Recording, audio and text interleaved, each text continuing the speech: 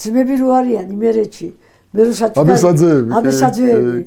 რა ფანტასტიკური რაღაცა ჩვენ როგორ გამოიტანეს ამოდენა როგორ უნდა გიყვარდეს ჭადრაკი და როგორ უნდა გიყვარდეს თქვენ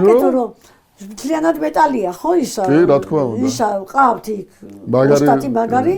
და აი ის პარტია მე რო ვთქვი მილუნგა ლაზარევიჩი და იქ არის გამოსახული იქ არის ის იმის ფინალია გამოსახული ჭადრაკის დაბაჭი აქ არეტევა და იქით გვაქვს სადაც ლუკიძე რომელსაც გააკეთა ეს მართლაც უნიკალური რამ ამას დამარხაზებისაც ძალიან უნდათ შესანიშნავი საჩუქარი გაეკეთებინათ და